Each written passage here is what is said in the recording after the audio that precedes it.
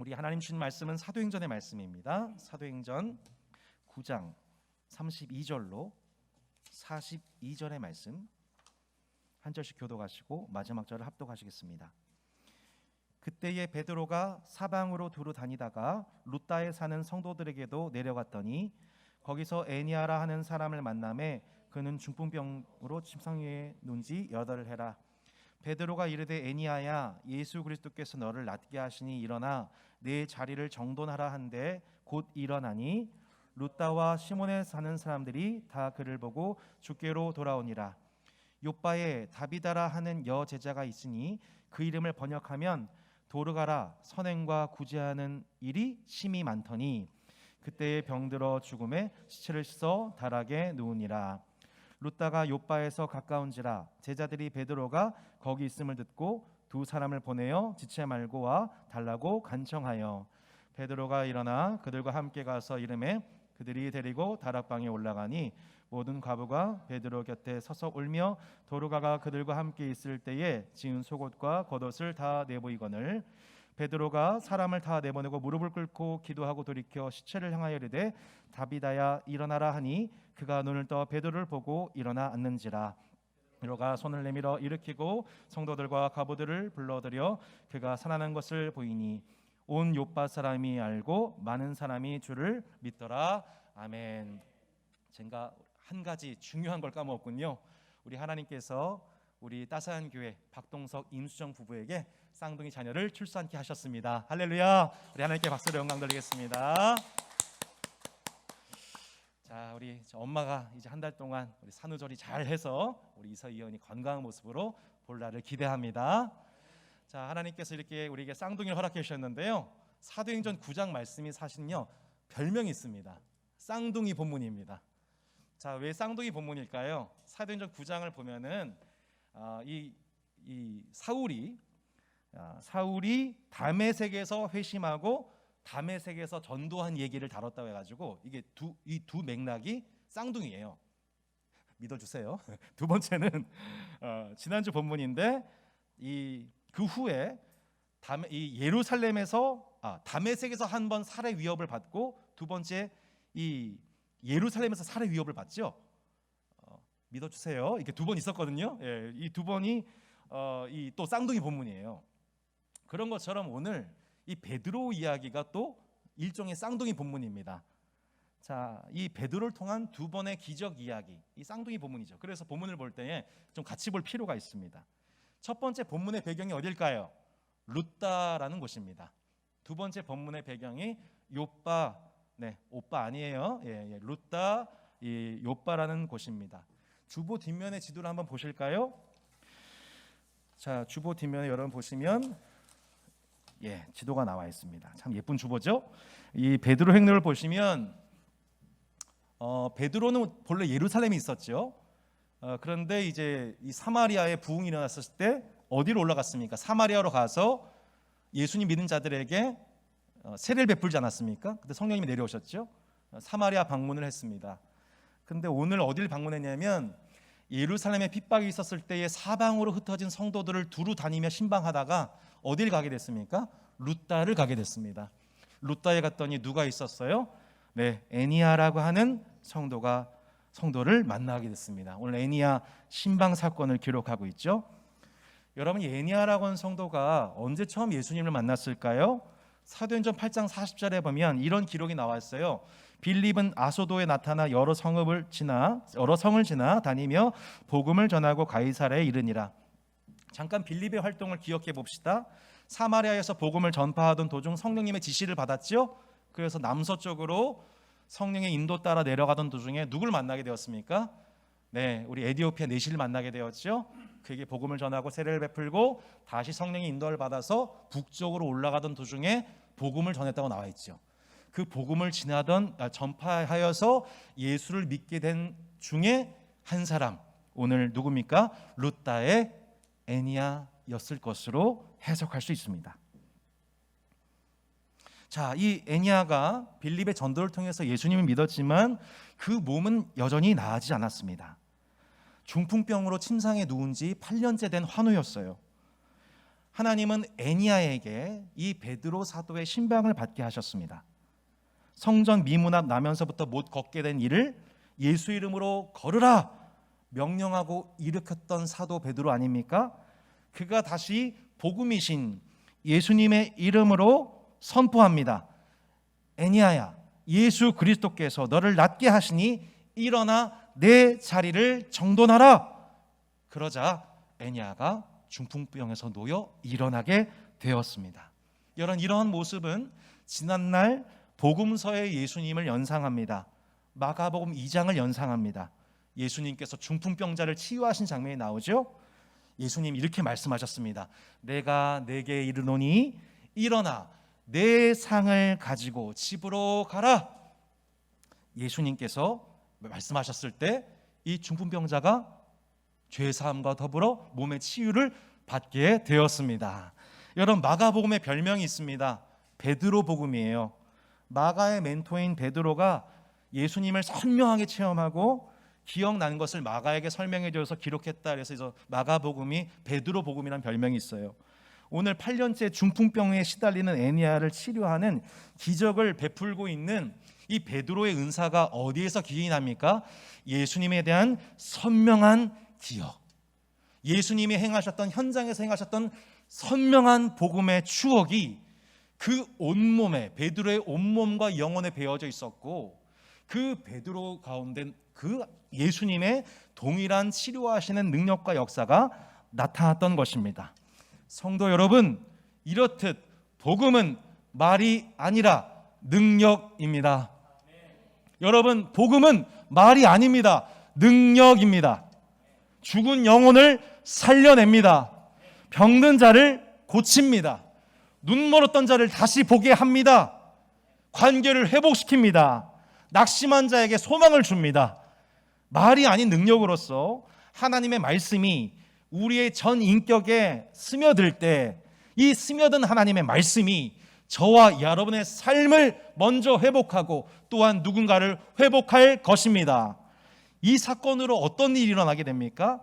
35절, 룻다와 사론에 사는 사람들이 죽게로 돌아옵니다.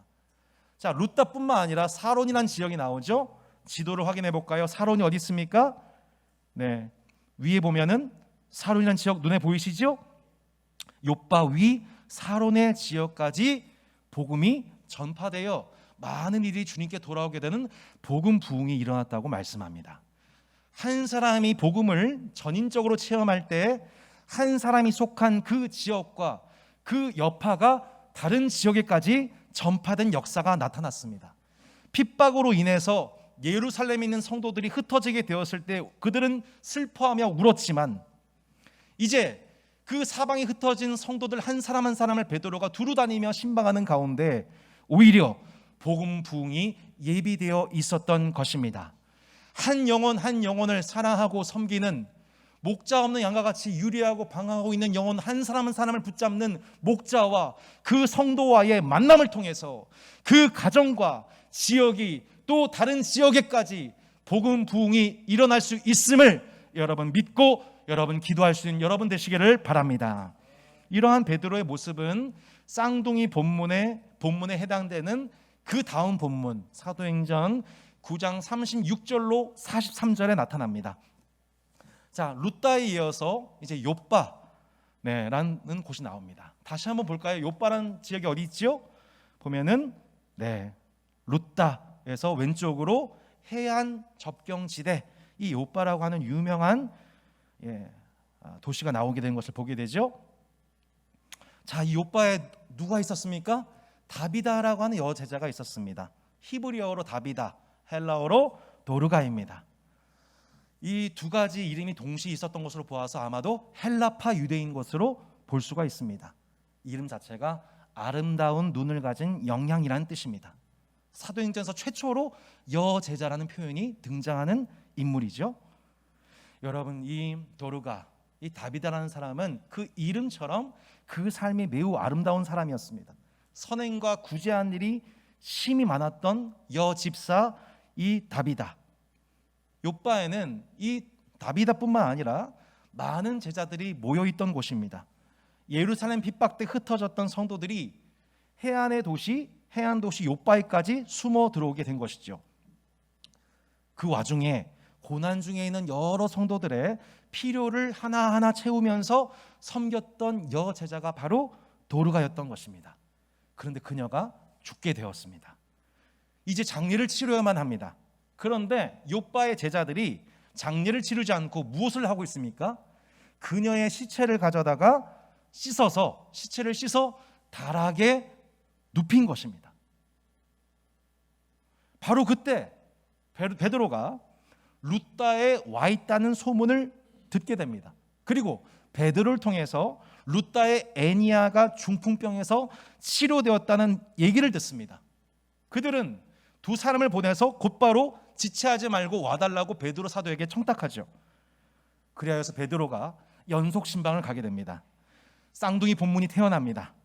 다락방에 올라갔더니 모든 과부들이 울고 있어요.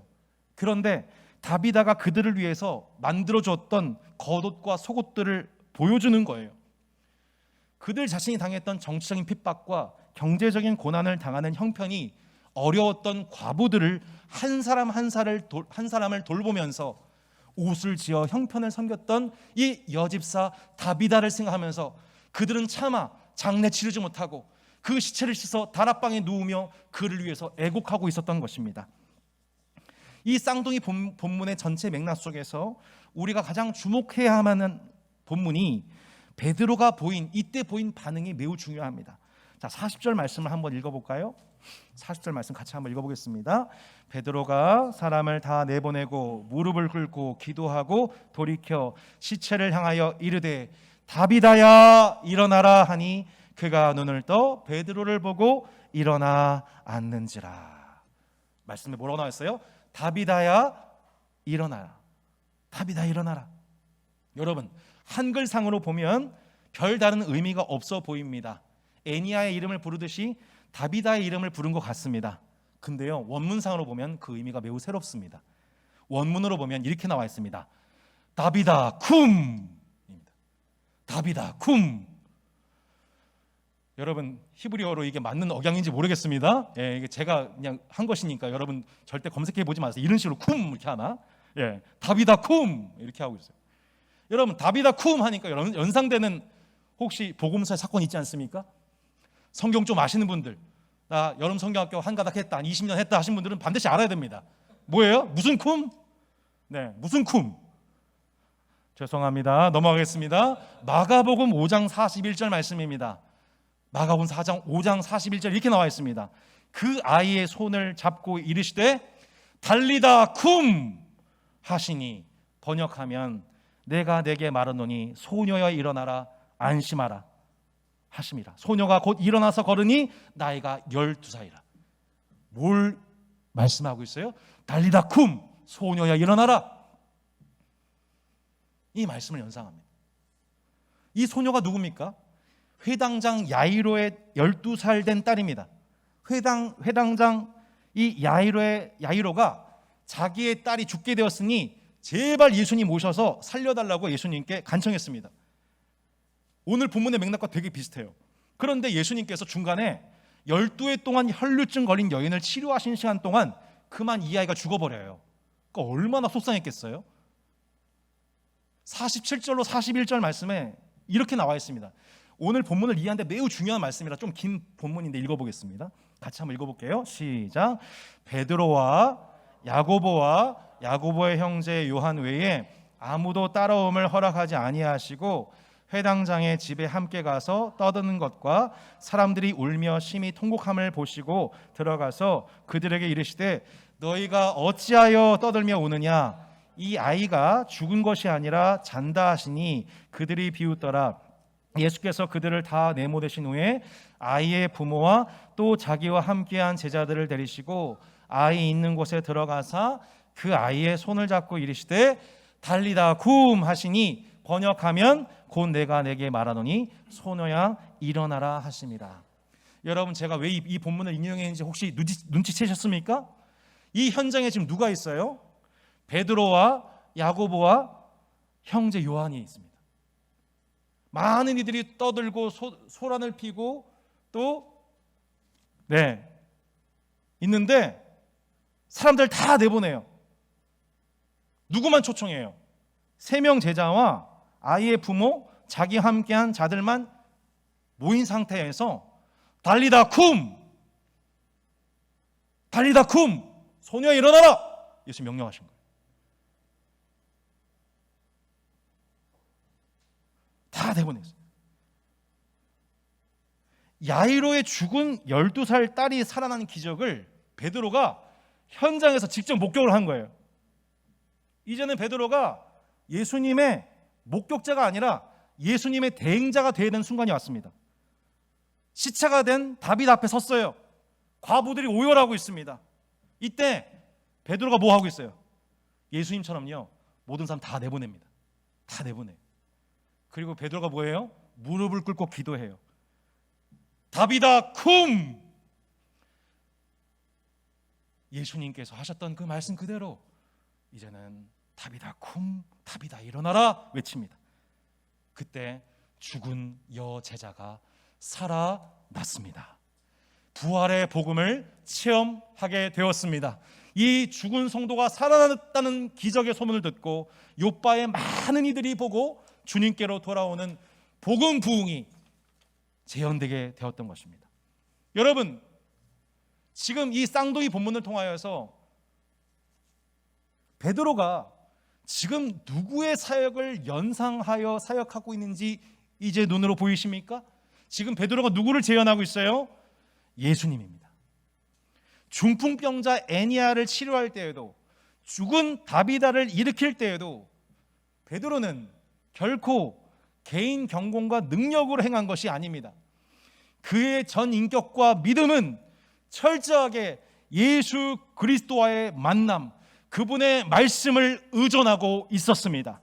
그가 온몸으로 체험했던 예수님의 사역을 기억하고 그분의 말씀에 영감을 받아 말씀을 선포합니다. 예수님이 달리다 쿰 외쳤던 것처럼, 그는 예수님이 모든 사람을 물리쳤던 것처럼 베드로는 모든 사람을 물리치고 달리다 쿰!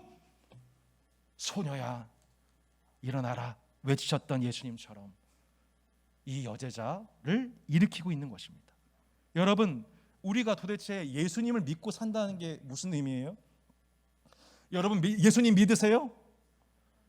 3분 믿으시는군요. 네, 놀랍습니다. 몰랐어요. 전도 집회인 줄 몰랐어요. 예, 몰랐어요. 오늘 이 성격을 잘못 알고 왔네요. 여러분, 예수님 믿으세요? 순식간에 이렇게 많은 분들이 믿게 됐습니다. 네, 놀라운 부흥사예요. 여러분, 정말 예수님 믿으세요? 그러면 예수님 믿고 산다는 게 도대체 뭐예요? 여러분, 우리가 예수님 믿고 산다는 게 도대체 뭘 말씀하는 거예요? 예수 믿고 죽으면 천당 간다는 거 그거 믿는 거예요? 예수 믿으면은 이 땅에서 모든 것 안정적으로 풍요롭게 누린다는 거 그거 믿으시는 거예요? 오늘 본문이 우리가 예수님 믿는다는 게 뭔지를 분명히 말씀하고 있습니다. 성도가 예수님 믿는다는 게 뭐냐면 모든 삶 속에서 예수님을 연상하면서 그분의 지대한 영향권 가운데 살아가고 있다는 걸 드러내는 거예요. 그게 예수님 믿는 것입니다. 여러분, 놀랍게도요, 예수님을 믿는다고 하는 성도들, 정말 나 예수 믿어 라고 하는 사람들이 놀랍게도 제일 많이 안 보는 본문이 어딘 줄 아세요? 복음서예요. 복음서를 안 봐요. 뭐 표정이 지금 나 봤는데 나 어젯밤 이렇게 그런 표정이에요. 아니, 그러니까 여러분 잘하셨어요. 예, 짱이에요. 예, 잘하셨어요. 주로 그렇다는 거예요. 예수님 믿는다면서 예수님이 어떻게 사셨는지, 어떤 행적하셨는지, 어떤 말씀하신지를 연구를 안 해요. 보지를 않아요. 부담된다는 거예요. 하지만 오늘 베드로의 모습을 보세요. 그의 영성이, 그의 말과 행동이 무엇을 연상하고 있고 무엇에 지대한 영향을 받아서 그의 전인격, 그의 감성과 그의 의지와 그의 지성 그 하나하나가 무엇에 연결되고 무엇에 영향받아서 이렇게 행동하고 말하고 있는지 보세요.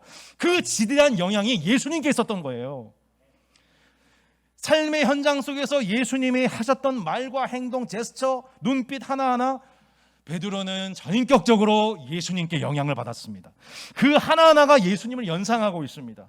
그걸 누가가 의도적으로 기록하고 있는 거예요. 예. 여러분, 잠깐 물어보세요. 누가가 의도했나 안 했나? 네.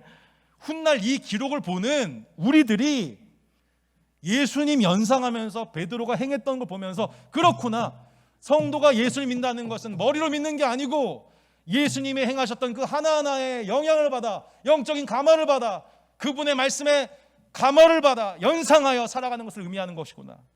그 목적으로 쓰여졌다는 거죠. 여러분, 한국교회 하면 떠오르는 게 뭐예요? 제자훈련이에요. 많을 수도 있어요. 네. 근데 제자훈련에 이 빛과 그림자가 있어요.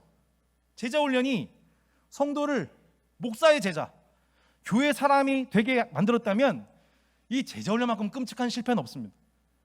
근데 반면 훈련 통해서 그 사람이 예수님이 연상되는 사람이 되었다면 그 훈련은 유효했던 거예요. 근데 그 모습을 누가 아는 거냐면 우리와 함께 살아가는 이웃들이, 믿지 않는 남편과 아내들이 쟤는 교회만 다니는 게 아니라 예수님을 연상케 해 라는 소리를 듣지 못하고 그 시간이 예수 믿은 지 1년, 5년, 10년 됐는데 20년 됐는데도 그런 평가 받지 못하고 있으면 훈련 다시 받아야 되는 거예요. 아니면 옛날 훈련 받았던 그 방식 했던 교회와 선교단체가 회개해야 되는 거예요. 예수님 믿는다는 사람들이 더 이기적이고 악랄하고 위선적인 경우를 세상이 요즘 너무 많이 고발하고 있거든요. 그러면 우리 안에 어떤 사람들이 많은 거냐면 스스로 예수님 믿는 신자라고 착각하는 성도들이 그만큼 많은 거예요. 저는 따스한 교회 한 성도 각 사람이 예수님을 연상하며 살아간 일에 제대로 훈련되시기를, 열매 맺으시기를 바랍니다. 여러분의 모습을 보는 하나님 전혀 모르는 일반 시민들이나 타 종교인들이, 혹은 여러분의 믿지 않는 남편과 자녀들이 여보 당신 모습 보니까 말이야, 엄마 아빠 모습 보니까 말이야 예수님이 어떤 분인지 알겠어요. 적어도 이상한 분은 아니라는 거 알겠어요. 아니 어떻게 그 순간에 그 자리에서 그런 말을 할 수 있고 그런 행동을 할 수 있는지, 우리 집도 이렇게 어렵고 힘든데 어떻게 그렇게 할 수 있는지 궁금해요. 그 비결이 뭐예요?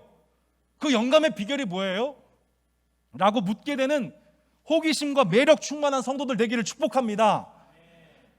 그런데 이 일이 여러분 우리의 힘으로 됩니까? 이 설교자가 막 선동한다고 되냐고요. 여기서 그냥 아멘 이렇게 하시고 막 그런 척 하시고 그냥 또 넘어가시면 아무 열매가 없는 거죠. 이게 제일 중요한 게 뭐냐, 핵심이 뭐냐면 내가 일상 속에서 실제로 내 정서와 내 지성과 내 의지에 가장 강력한 영향을 주고 있는 자가 누구냐의 문제인 거예요. 이게. 저 옛날에 신해철 좋아했거든요. 예수님 믿기 전에 저 신해철을 믿었어요. 그래가지고 막 락앤롤 하면서 막 이렇게 막 성대모사하고 막 해볼까요? 똑같아요. 이렇게 나중에 노래방 가서 할게요. 이렇게 먼 훗날 언젠가 막 이렇게 똑같죠. 하여튼 이렇게 죄송합니다. 이 전도 집회인 줄 알았어요. 대예배 시간이죠. 절제하겠습니다. 말씀에 이런 말씀이 있는 거예요.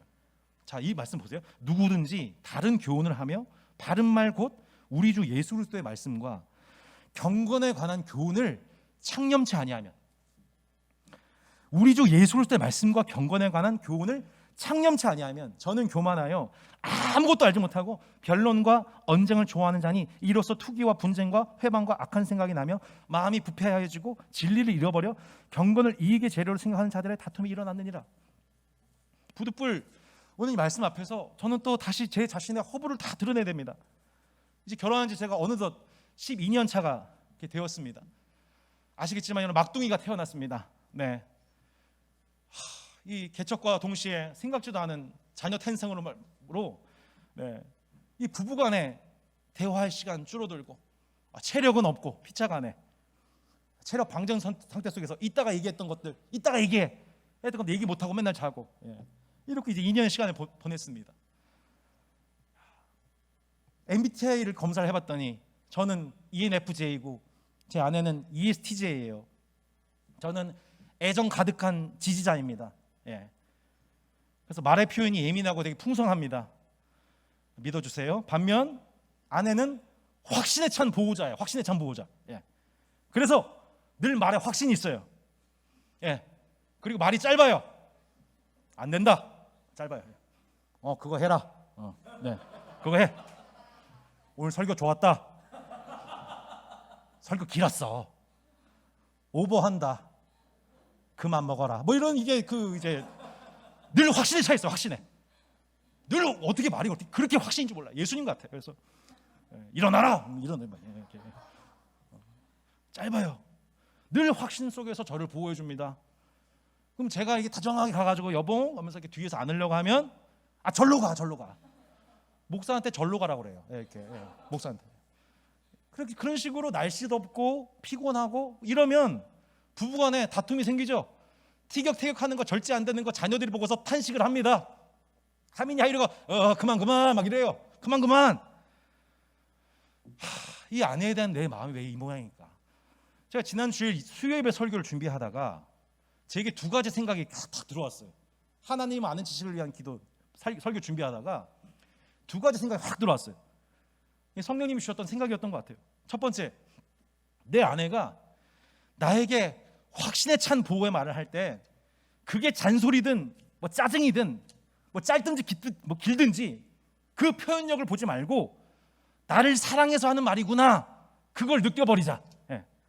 그걸 느껴버리자. 그러니까 잔소리 할 때마다 그 순간이 막 느껴지는 거예요. 이렇게 막 날 사랑하는구나. 그만 먹어. 날 사랑하는구나. 이렇게 좀 변태 같죠. 할 때 막 이렇게 그런 막 사랑을 막 그러니까 하루에 하는 말 중에 95%가 잔소리인데 95%의 확신에 찬 그 말들 보면서 난 늘 짜증을 내다가 하루에 계속 사랑을 충만해지는 경험이 신기하게 제 안에 일어나게 된 겁니다. 믿어주시기 바랍니다. 물론 이게 이제 지난주의 모습일지 모릅니다만, 그러니까 그게 막 잔소리 느껴진 게 아니라 사랑으로 느껴지는 이 생각의 변환이 일어난 거예요. 두 번째 생각이 뭐였냐면, 내가 이 사람 다 알고 있는 거 아니다. 내가 지금 12년 살았다고 해서 내가 이 사람 하나님 이 사람을 창조하신 하나님만큼 아는 존재가 아니다. 저는 이제 12년 살았으니까 제 아내에 대해서 알 만큼 안다고 생각을 했어요. 근데 내가 다 알고 있는데 이 사람이 바뀌지 않으니까 결국 문제는 이 사람한테 있는 거다. 이렇게 단정을 하는 거죠. 나는 항상 최선 다하고 있는데 뭐 그런 거죠. 근데 알고 봤더니 그게 제 눈 안에 있는 교만, 영적 암덩어리 교만이었던 겁니다. 제가 지난주일 사울이 눈에 비닐이 벗겨졌던 것처럼 우리 눈에 비닐 같은 것이 벗겨지게 해달라고 막 기도를 했는데 알고 봤더니 그게 제 눈의 비닐이었던 거예요. 내가 이 사람을 알고 있다고 생각하는 내 눈의 영적인 교만. 맞다. 내가 이 사람을 내가 하나님만큼 아는 게 아니지라고 한 단순한 생각이 들어왔을 때 다시 낯설게 보기가 시작되는 거예요. 제 아내를 보는데 12년 동안 봐온 아내가 낯설어지는 거예요. 낯설어지니까 관찰하게 되는 거예요. 막 호기심이 생기는 거예요. 그러니까 다시 마음속에 이상한 신비감이 생기는 거예요. 예뻐 보이더라고요. 축복합니다. 큰 복 받았습니다. 예뻐 보이는 거예요. 근데 놀랍게도 손혜율 자매 둘째 딸의 증언에 의하면 엄마가 이 둘째 딸한테 그런 얘기를 했습니다. 이상하게 요즘 따라 아빠가 멋있어 보인단 말이야. 아내가 이 얘기를 한 거예요. 믿어주시기 바랍니다. 제가 진짜 얼마 만에 이 얘기를 듣는지 눈물이 납니다. 진짜. 여러분, 부부간에 서로를 바라보는 눈, 내 자녀를 바라보는 눈, 성도들 간에도 마찬가지예요. 이렇게 서로 바라볼 때 멀건 표정으로 네가 그렇지, 네가 뭐 그렇지. 여러분, 우리 안에, 우리 눈 안에 이 비닐 같은 것이 거두어지는 은혜가 있기를 축복합니다. 여러분 안에 들보가 먼저 제거되기를 바랍니다. 그 후에야 형제의 티를 빼낼 수 있음을 신뢰하기를 바랍니다. 여러분, 늦게까지 수고하고 들어온 남편을 바라보는 눈, 어떠세요?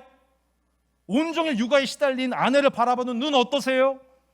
성도 간에 이 교회 예배당에 들어오는 성도를 맞이한 여러분 눈은 어떠세요? 물론 지금 우린 누가 누군지도 모르지만 여러분, 이 눈빛이 새로워져야 돼요. 근데 이거는 우리 눈빛이 새로워지는 거는 그냥 되는 게 아니에요. 우리 육신의 힘을 되는 게 아니고 우리 생각이 바뀔 때 말이 부드러워져요. 조심스러워져요. 표정이 펴져요. 눈빛이 달라져요. 그 모든 시작이 뭐예요? 창념의 능력입니다. 창념되면 예수 그리스도의 말씀과 그분의 바른 교훈이 우리 생각 안에 창념이 되면, 성령께서 주시는 생각에 창념될 때 여러분, 우리의 언어와 우리의 눈빛과 태도가 달라지게 됩니다. 우리 일상이 거룩하여집니다. 그 은혜가 있기를 축복합니다.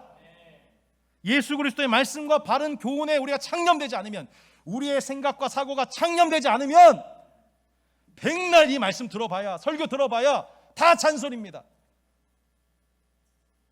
여기서 우리가 아멘하고 우리가 이렇게 은혜 받는 척하는 거 아무 소용이 없이 우리 일상 또 똑같이 패턴 속에 걸어가게 됩니다. 왜요? 내 영적인 교만의 문제가 해결되지 않았기 때문이죠. 그 교만이 십자가에 죽지 않은 거죠. 무언가 다 아는 것처럼 말하고 늘 생각하는데 실상은 아무것도 모르고 살아가는 것이라고 주님은 판단하신 겁니다. 변론과 언쟁만 많아질 수밖에 없는 거예요. 그리스도인이라 하지만 실상은 악한 생각과 부패한 마음이 가득한 상태인 거죠. 성도 여러분, 예수님의 말씀과 바른 교훈에 창념되었던 성도 베드로와 같이 날마다 하나님의 말씀에 어떻게 창념되시겠습니까? 어떻게 예수님의 지대한 영향력 속에 실제로 여러분의 정서와 생각과 의지에 대해서 가장 강력한 영향력 가운데에서 그분의 지배 가운데 사시겠습니까? 여러분, 한 주간도 어떻게 성경 붙드실래요? 저는 여러분, 그것이 성경 공부든 통독이든 큐티든 암송이든 말씀 찬송이든 경건서적이든 방송 설교든 다 방법이 될 수 있습니다. 하지만 바른 말씀과 바른 교훈을 분별하여 받으셔야만 합니다. 이를 위해 교육자에게 상담이나 조언을 구하셔야 돼요. 이를 위해 1:1 양육을 받으셔야 돼요. 이번 여름 4복음서 중에 한 복문을 택하셔서 여러분 묵상 연구하기를 여러분이 권면드립니다. 유튜브에 올려진 따스한교회 4복음서 연구 PDF 파일 2주 개관하면 본문을 본 눈이 새로워집니다. 이건 많은 분들이 간증해 주셨어요. 바울 서신도 좋습니다. 또한 성도 간의 교제 가운데 주님은 말씀하십니다. 성도 여러분, 이것을 믿으십시오. 주님은 성도의 교제 가운데 말씀하십니다. 7월부터 시작되는 소그룹을 통해서 하나님께서 허락하시는 만남의 축복을 누리시기를 바랍니다. 사울에게 아나니아와 바나바를 예비하시듯 이 참 하나님의 큰 선물과도 같은 인생의 큰 축복은 성도의 교제인 것입니다. 오늘 베드로의 모습을 다시 한번 생각해 보세요. 칼빈은 오늘 말씀에 대해서 아주 독특한 주석을 했습니다. 베드로가 이 쌍둥이 본문 속에서 베드로는 지난 첫 번째 사건 루다에서 일어난 애니아에게 일어난 중풍병을 치료한 기적의 그 사건, 과거의 성공을 경험을 의지하지 않았다. 무슨 말씀이에요? 루다에 사는 애니아에게는 바로 예수님의 이름을 선포하고 치유했습니다. 하지만 욥바의 여제자 죽은 다비다를 보고선 그는 먼저 사람을 다 물리치고 그리고 그 자리에서 하나님께 무릎을 꿇습니다. 루다에서의 방식 그대로 욥바에서 하지 않았다는 것은 그가 자신의 지난 경험을 의지하지 않고 오직 그 순간 현존하시는 주님을 의지했다는 것입니다. 저는 저와 여러분이 과거의 경험에 매여 있는 성도가 아니라 현존하시는 하나님, 여러분의 일상에 현존하시는 하나님을 의지하는 성도 되시기를 축복합니다. 우리는 과거에 성공을 했든 과거에 실패를 했든 과거의 경험에 갇혀 하나님을 믿으려고 합니다. 루다에서의 방식이 욥바에서도 그대로 통할 것이라고 믿는 것은 실제로는 하나님을 믿는 것이 아니라 자신의 경험을 의지하는 것입니다. 혹은 과거에 실패했으니 지금도 실패할 것이라고 믿는 것 또한 하나님을 믿는 것이 아니라 여전히 자신의 경험 안에 갇혀 있다는 것을 말합니다. 여러분, 절대로 우리의 신앙은 과거 과거에 머물러 있으면 안 됩니다. 항상 지금이 신앙의 전성기여야 합니다. 현재 진행형 성령의 역사를, 일상의 현재 진행형 역사를 내가 지금 있는 일상에서 누려야만 하는 것입니다. 욥바에서의 방식이 아니라 지금 여러분이 서 있는 이 욥바에서 행하시는 하나님의 역사를, 룻다가 아닌 바로 지금 욥바에서 행하시는 하나님의 역사를 새롭게 기대하십시오. 베드로처럼 다시 무릎을 꿇으십시오. 여러분, 예수님 앞에 홀로 있는 그 시간, 예수님께 납작 엎드려 그분의 말씀을 구하시기를 바랍니다. 그러면 주님이 허락하시는, 연상케 하시는 주의 말씀이 있을 거예요. 창념되는 말씀이 있을 거예요. 여러분, 한 절의 말씀으로 세상을 창조하신 하나님 말씀이에요. 날마다 한마디 주님의 말씀이면 그 말씀은 우리의 삶과 일상을 바꾸는데 충분한 것입니다. 하나님 말씀이 우리 영혼에 창념될 때 우리는 룻다에서든 욥바에서든 베드로와 같이 쓰임받게 될 것입니다. 여러분, 성공이든 실패이든 지난 과거에 하나님을 가둬두려 하지 마십시오. 지금 욥바에서 주님이 원하시는 방식으로 주님을 섬기십시오. 그 자리에 하나님의 영광이 나타날 것입니다. 창념하게 하시는 하나님의 말씀이 성령의 은혜로 여러분 한 사람 간에 연상되고 기억되고 적용되는 은혜가 있는 한 주가 되시기를 축복합니다. 말씀 자체이시며 늘 창념된 그 말씀으로 이 땅을 살아가셨던 예수 그리스도의 은혜와 성령의 충만한 성도 여러분, 각 가정과 모든 이웃, 직장 생활 되기를 주 예수 이름으로 축복합니다.